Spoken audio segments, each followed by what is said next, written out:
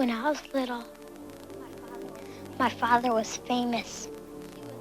He was the greatest samurai. Hey everybody. So the other day, someone posted a link to a video to my Facebook page claiming that he has the best argument against a rotating Earth and that he's going to post it everywhere until he gets a response.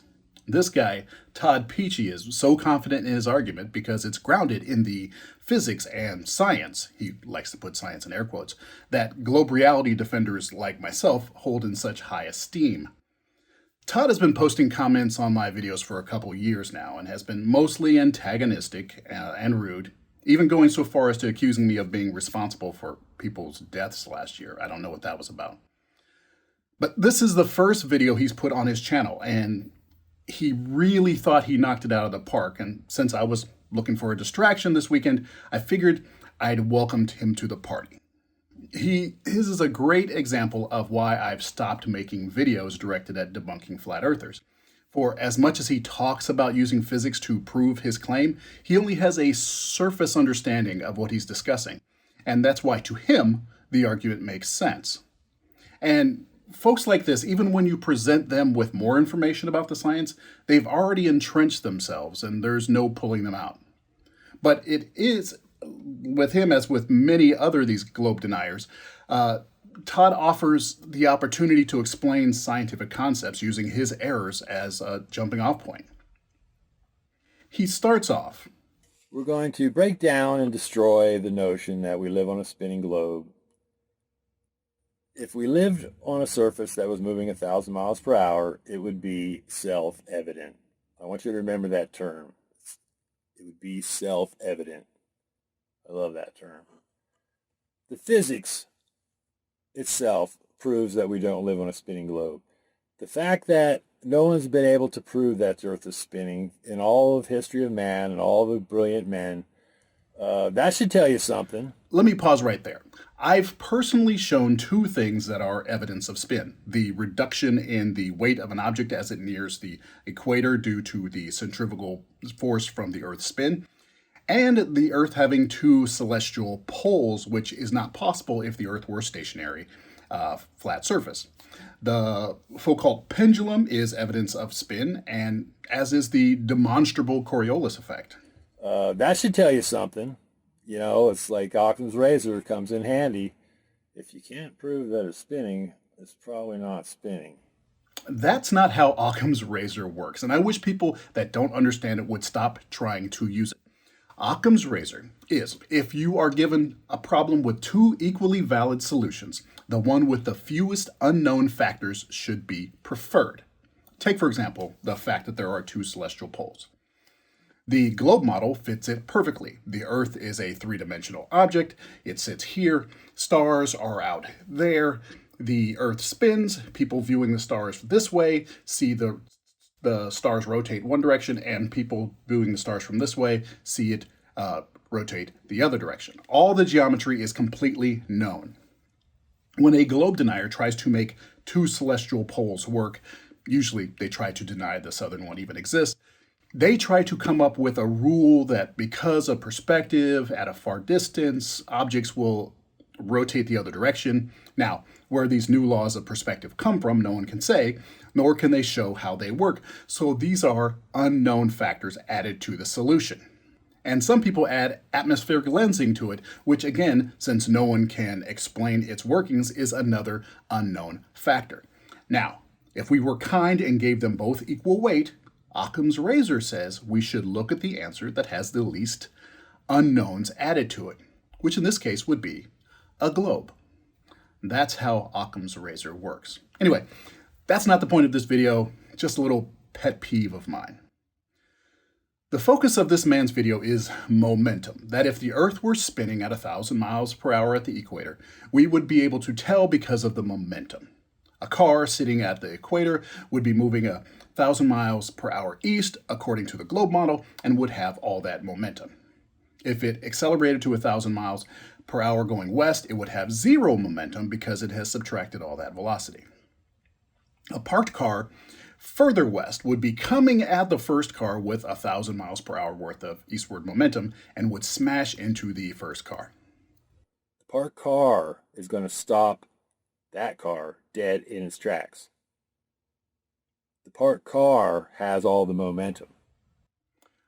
Okay, he actually says it would have stopped the car dead in its tracks and not destroy it. Maybe that will mean something later. Anyway, he goes on to give another example of someone on a treadmill, a person running in place being the same thing. Then he goes back to the cars and gives a scenario where one is driving east at 1,000 miles per hour in addition to the speed of the Earth's motion, 2,000 miles per hour of eastward momentum. We approach a parked car which has, according to the globe model, 1,000 miles per hour of momentum going east of its own, because it's attached to the Earth. And when the eastbound car hits the parked car, he says this. Now what's going to happen when this car hits that parked car? It's going to send it sailing down the street. Then he goes back to the treadmill, but I want to focus on this for a moment. Why does he think that the results of these collisions are completely different? Now, we know in reality both cars are destroyed, but I think in his scenario these cars are perfect, unbreakable objects.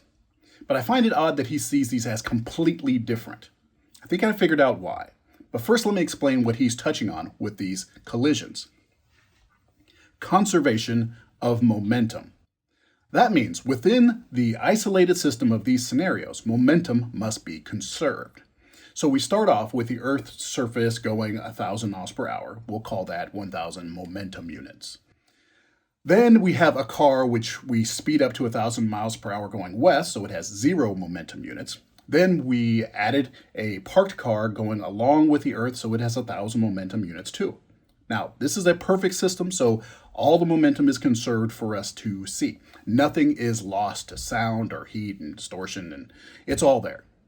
The cars are absolutely the same, so if there's a perfectly elastic collision, all the momentum of this car will get transferred to this car, and all the momentum of this one will transfer to the other. So then this car will now have 0 momentum, and this one will now have 1,000 momentum units. This is the system Todd described in his first scenario when he said the car driving 1,000 miles per hour west would come to a dead stop. The parked car is going to stop that car dead in its tracks. The parked car has all the momentum. Because relative to the Earth, that car has stopped. Its speedometer went from 1,000 miles per hour to 0. So here, Todd is correct. Relative to the Earth, the driving car has come to a dead stop. But Todd doesn't mention what happens to the original parked car, does he? Let's look at the diagram. Well, according to the conservation of momentum, they swap momentum. After all, for every action, an equal and opposite reaction, right? If car A hits car B is hitting car A, so they transfer momentum to each other. So the Earth and car A with their 1,000 momentum units are each moving east away from car B. In other words, car A is stationary relative to the Earth, and car B is flying west relative to car A. Now let's look at the second scenario. Earth still has its 1,000 momentum units. Car A is now parked and has 1,000 momentum units. If car B was parked, it would have 1,000 momentum units, but we've accelerated it another 1,000 miles per hour. So now it has 2,000 momentum units. Again, a perfect elastic collision occurs and car B transfers all of its momentum to car A, while at the same time car A transfers all of its momentum to car B. Car B now has 1,000 momentum units just like the Earth, and car A, with 1,000 units more than it had before, now goes flying off toward the east. Todd was right about what happens to car A again. But I put it to you that these are not two completely different results as far as physics goes. By not mentioning that in the first scenario, car B went flying off relative to car A, he's making the results appear different. Both situations are a moving vehicle striking a stationary one and sending the stationary one flying off. One is just happening from the left, and the other is happening from the right. He's also observing it from outside of the interaction, so the results appear different. If he was in the same car both times, the result would seem the same. Scenario 1, your car A going at a constant rate of 1,000 miles per hour. So all you see is car B getting closer to you at 1,000 miles per hour. You collide and car B is now going away from you at 1,000 miles per hour. Scenario 2, you're still in car A, parked at a constant speed of 0. So all you see is car B getting closer to you at 1,000 miles per hour. You collide and car B is now going away from you at 1,000 miles per hour. The collision is exactly the same. Now next he has a scenario with a long treadmill going 20 miles per hour with two runners running against the treadmill at 20 miles per hour, so they appear to be running in place. And here he says something very important. Now, it gets confusing if I stand on the belt with the runners, because now they are going to appear to be running 20 miles per hour, because I'm on the belt with them. You can't do that. That's the problem with science. The problem with most of you globe heads is you don't look at things from the right perspective. If I'm going to stand on the belt, well then I better be aware that the belt is moving. Otherwise, I'm going to think that the runners are actually running 20 miles per hour. It's going to appear that way. If I step off the belt and see some other guys stand on the belt, it's like, oh, I see what's going on. They're on a moving surface. Now it makes more sense. You see the issue there? He's stating the fact that if you are on the moving surface with everything else, those things will appear to be moving relative to a still surface. This is what people like me have always said, and he's confirming that it's true.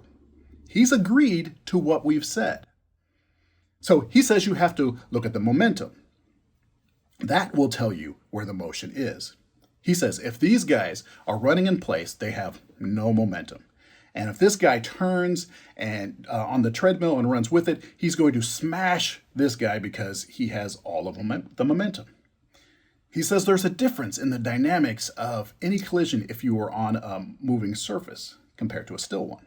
There's a huge difference in the physics, the dynamics of any impact if you're on a moving surface. Which he states as a fact, but provides no evidence of. There is, in fact, evidence of the opposite. If you're in a car and you can take a tennis ball and bounce it off the windshield, off the side windows, off the back, just as easily and predictably when the car is moving as when it is stopped, provided you are at a smooth, constant velocity. And we all know that. He knows that. That's why he said we had to take ourselves off the treadmill. Because he knows if the viewer is on the treadmill, every interaction on the treadmill will appear the same as if everyone was running on a still surface. So while he claims that collisions are different on a moving surface, he knows that they will appear the same if we are on the surface too. He then says, if you're running at 20 miles per hour, you should be able to stop in one footfall. 20 miles per hour west, because you have no westward momentum. You've only reduced your eastward momentum. When you're running west, if you're just running west on the ground, you're not getting any westward momentum. Not unless you're running over 1,000 miles per hour. All you're doing is reducing your eastward momentum. He says it's like on a treadmill. Since you have no momentum, you can just step off and be fine because you have no momentum.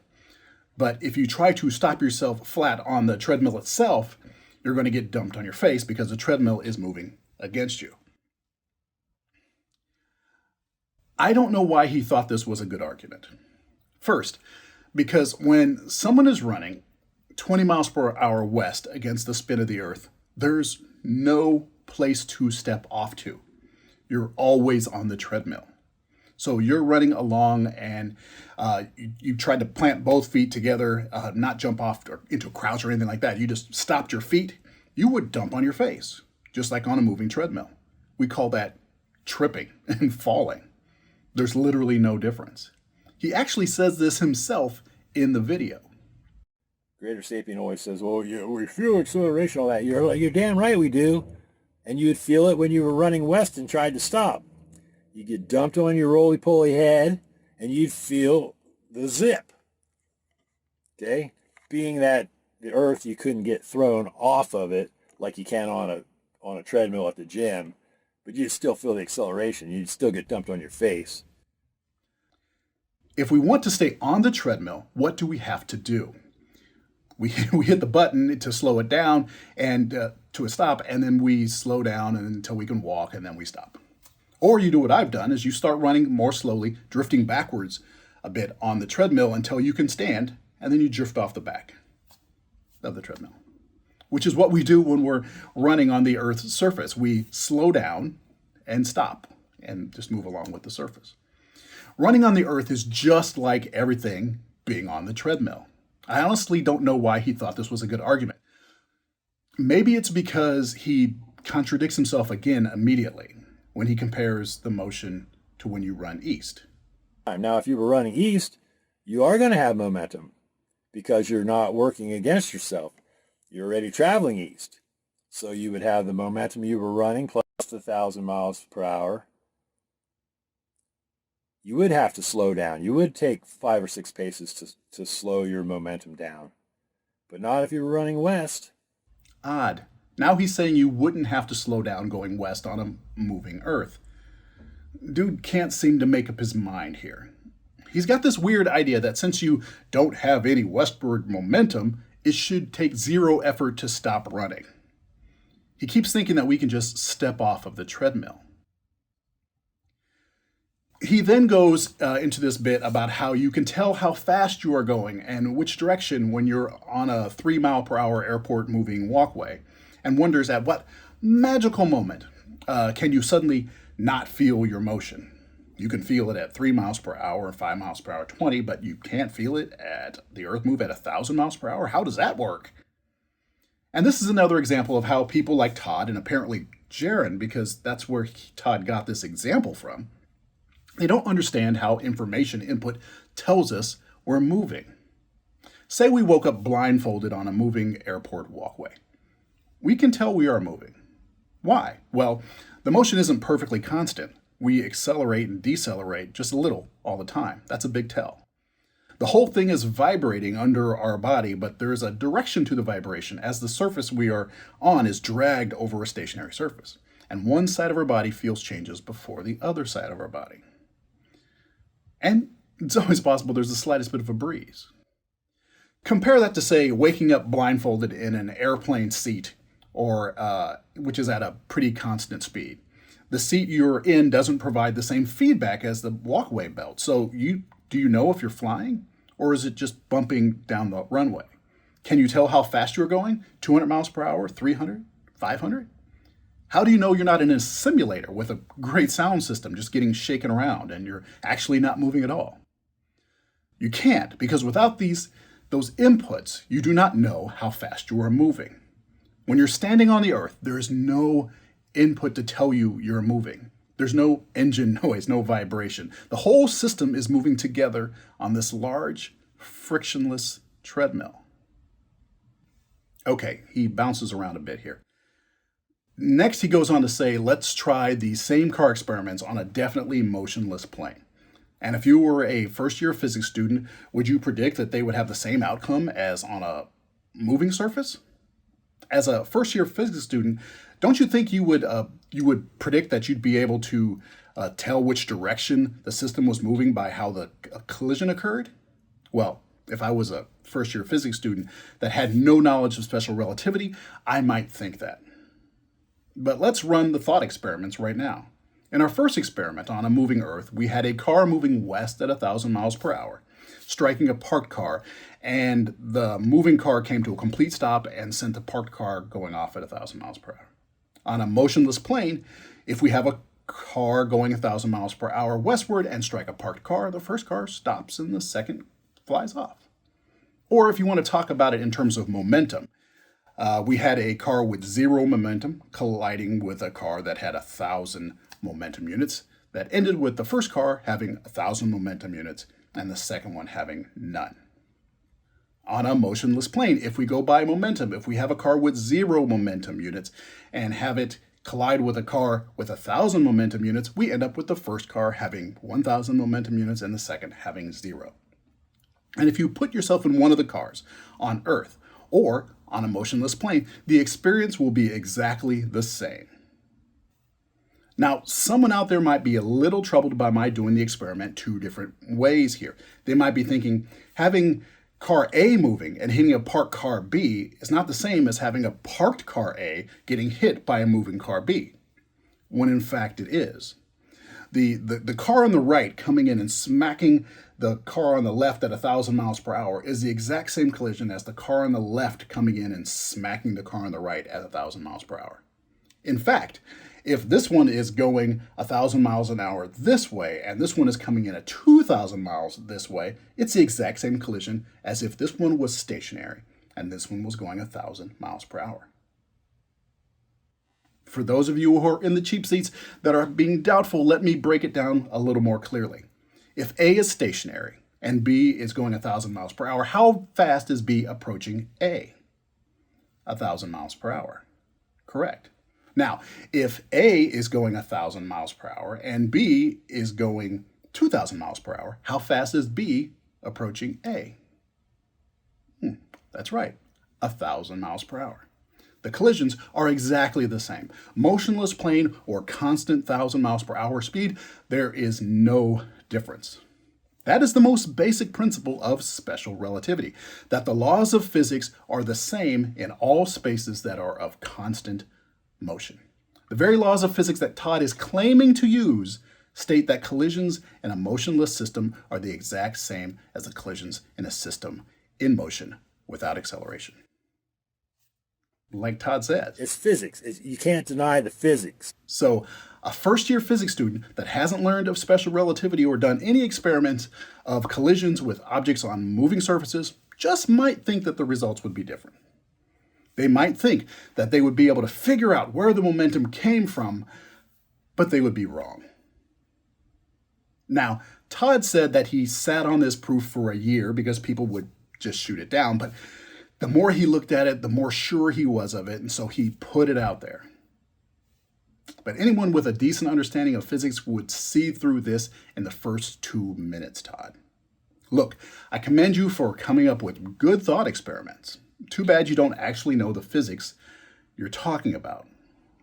I could have made this a very short video, but I like using your errors as a springboard to explain actual physics, so thanks. The rest of the video is about the Mandela effect and how the Earth could all be a simulation and blah, blah, blah. So very boring. Anyway, I'm sure Todd will try to do a response video or something in order to defend the colossal failure that was his first attempt at sciencing, but don't look for me to continue exchanging with him. This was a fun little distraction, but there's nothing else to say to someone without a basic understanding of the science he's criticizing. Except maybe consider online classes.